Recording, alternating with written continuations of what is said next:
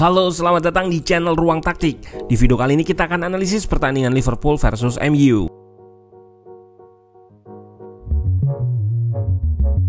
Dengan mudah Liverpool menghajar MU 4 gol tanpa balas. Meski Rangnick mengubah game plan dengan menggunakan formasi 3 back, nyatanya masih rentan juga. High press Liverpool sekaligus kesalahan pemain MU membuat pertahanan seakan mudah dilewati penyerang-penyerang The Reds. Kita akan bahas ide Rangnick serta bagaimana Klopp membongkarnya, sekaligus apa yang salah dari MU di sisi taktikal. Let's go, kita bahas sama-sama.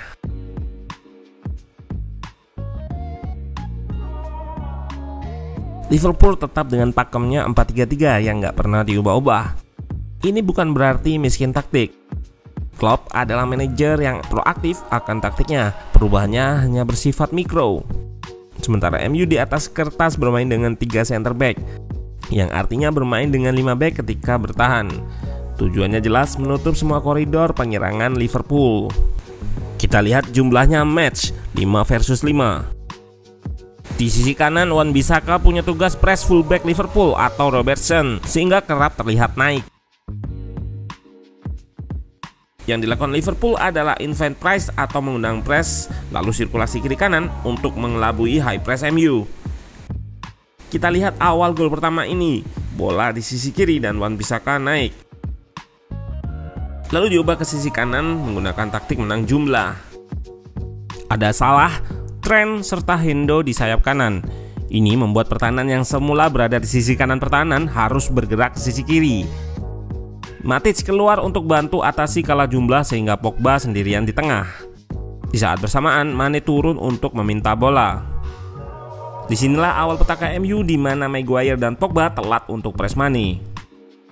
Salah dan Trent merespon situasi ini dengan positif bergerak mencari ruang kosong, sementara pemain MU yang dieliminasi cenderung terlambat turun. Ditambah Maguire yang memang di awal telat cover. Dari angle yang lain makin terlihat kelemahan back MU. Yap, nggak segaris dan nggak kompak antara harus naik atau turun.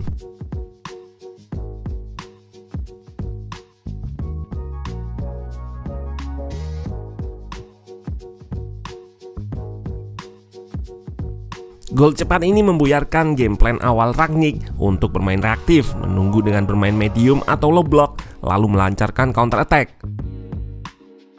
MU jadi harus bermain proaktif guna mengejar ketertinggalan gol.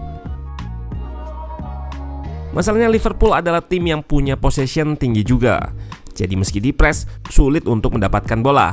Ditambah high pressing MU adalah high press abal-abal.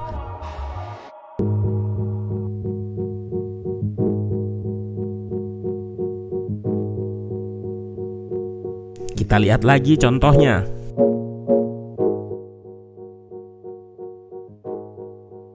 Nggak ada pergerakan secara unit untuk memperkecil atau menutup area bermain Liverpool.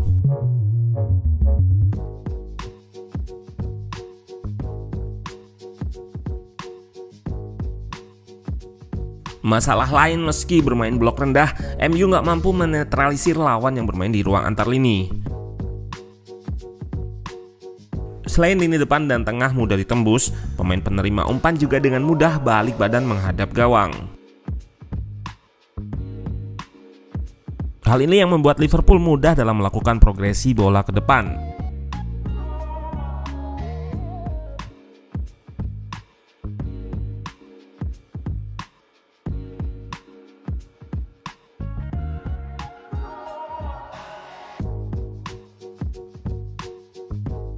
Gol kedua Liverpool menunjukkan mudahnya blok press depan MU diterobos oleh umpan Matip.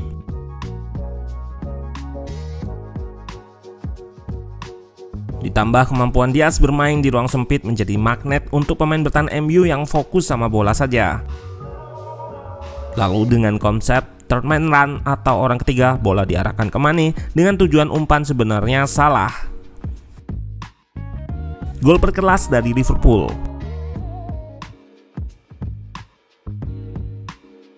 Senjata Liverpool dalam menyerang adalah kemampuan rotasi posisi, namun nggak kehilangan struktur dalam menyerang. Kita lihat saja di sini, Thiago naik untuk mengisi slot Diaz yang memang sering ke tengah. Di belakang Robertson jadi nggak naik karena slotnya sudah diisi Thiago tadi. Trent juga berada lebih di tengah atau half space.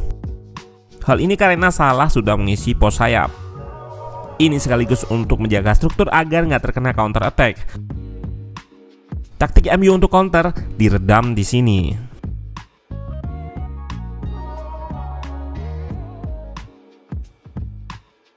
Di klip lain terlihat Hendo yang mengisi.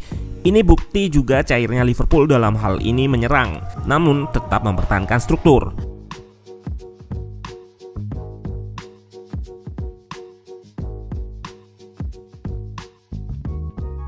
Taktik Rangnick menggunakan Wan-Bissaka untuk mematikan Robbo juga direspon dengan tetap berada di belakang. Ini membuat Wan-Bissaka harus naik turun jauh guna press Robbo.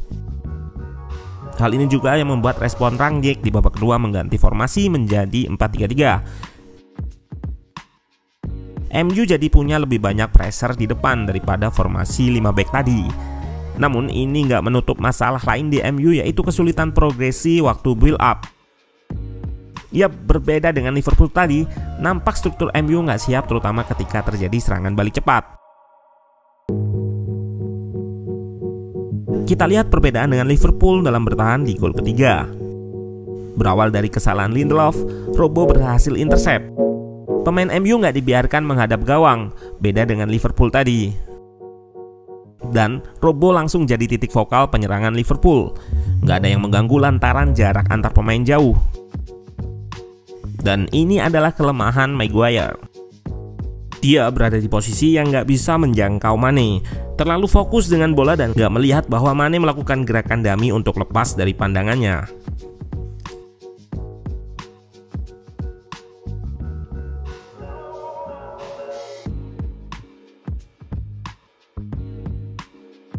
Masalah MU begitu kompleks, bukan soal pertahanan saja.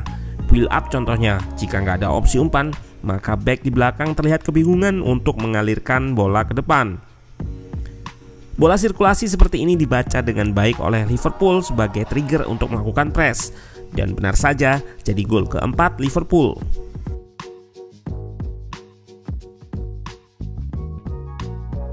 Jota langsung mengambil lari diagonal. Mane sedikit turun sehingga situasi ini membingungkan dua center back MU. Maguire hendak menutup Mane namun membuka akses umpan ke Salah yang bergerak dari titik butanya serta lepas dari kawalan Wan-Bissaka. 4-0 menunjukkan gap nyata antara kedua tim ini.